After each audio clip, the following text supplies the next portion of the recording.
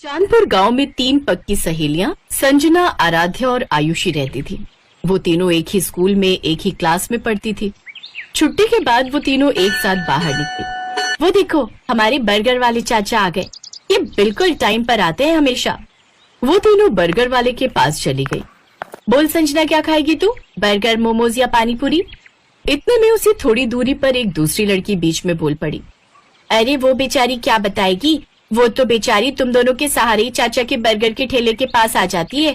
अगर तुम दोनों अमीर सहेलियां उसकी जिंदगी में ना होती तो वो आज तक बर्गर की शक्ल तक नहीं देख पाती। इतना सुनते ही आराध्या और आयुषी मुस्कुराई और उस लड़की के पास चली गई। आप दोनों मेरे पास क्यों चले आई? जाओ जाओ, अपनी गरीब सहेली को बर्गर पिज्जा खिलाओ। उसके इतना बोलते ही आराध्या और आयुषी ने उस लड़की को मारना शुरू कर दिया। उन दोनों लड़कियों को रोकते रहे, लेकिन वो लड़कियां नहीं रुकी और उसे मारती रही। तूने ही कहा था ना कि हम दोनों बहुत अमीर हैं। ये ले पैसे, अपना इलाज करा लेना। उम्मीद से ज्यादा ही पैसे हैं ये। आज के बाद हमारी सहेली के खिलाफ किसी ने जरा सा भी कुछ कहा तो उसका अंजाम इससे भी खौफनाक होगा। चल संजना, अब घर चलते हैं। वो तीनों सहेलियां वहां से चली गई। तभी चाचा ने उस लड़की से कहा, बिटिया, मुझे लगता है कि आज के बाद आप किसी भी गरीब का मजाक नहीं उड़ाओगी। तो इस तरह से उन तीनों की दोस्ती के चर्चे पूरे स्कूल में थे। संजना गरीब जरूर थी, लेकिन आयुषी और आराध्या उसे इस बात का कभी भी मलाल नहीं होने देती थी।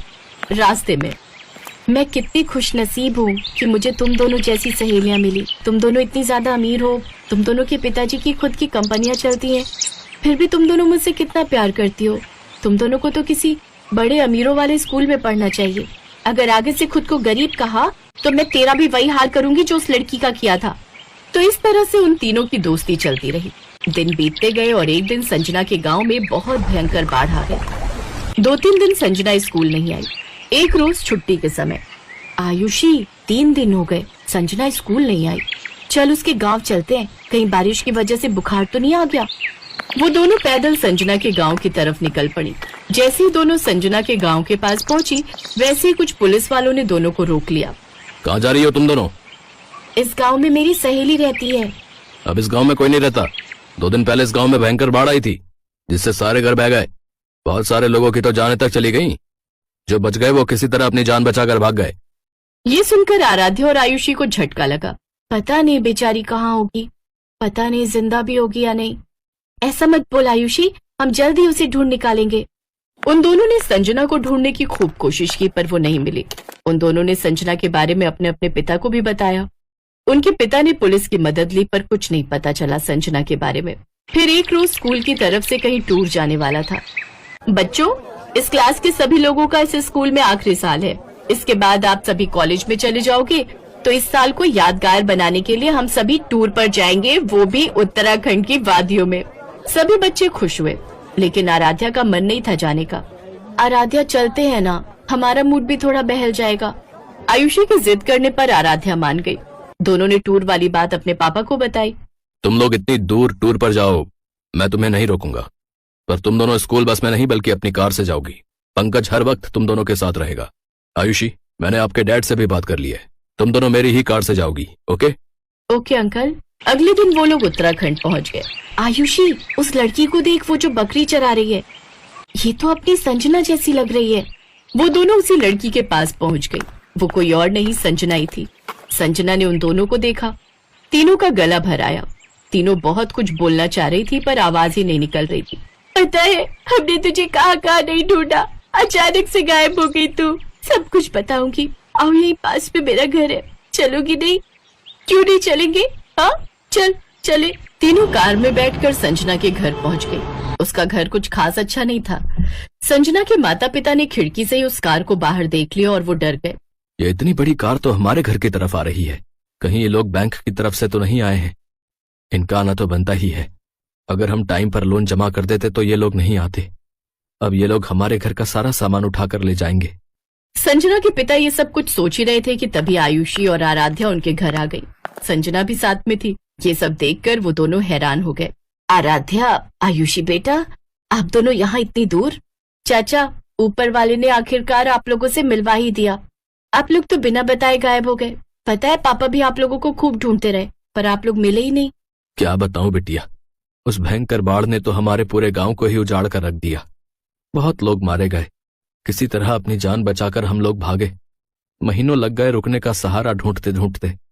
फिर यहाँ उत्तराखंड में एक दोस्त ने मेरी एक पेट्रोल पंप पर नौकरी लगवा दी। फिर लोन लेकर हमने ये छोटी सी झोपड़ी बना ली है। शकुंतला, मुझे तो यकीन ही नहीं हो रहा है कि जो मैं देख रहा हूं वो सच है या कोई सपना। सही कहा आपने। ये दोनों बहुत बड़े घर की बेटियां हैं, फिर भी हमारी संजना से इन्होंने आज तक दोस्ती नहीं तोड़ी। अगर पूरा देश ऐसा ही हो जाए तो ये देश फिर से महान बन जाएगा। अम्मा, तुम तो जानती हो कि ये दोनों मेरी बचपन की सहेलियां हैं। हम तीनों को पूरा स्कूल जानता था। एक बार तो मुझे किसी ने गरीब कह दिया तो इन दोनों ने उसकी खोपड़ी फोड़ दी।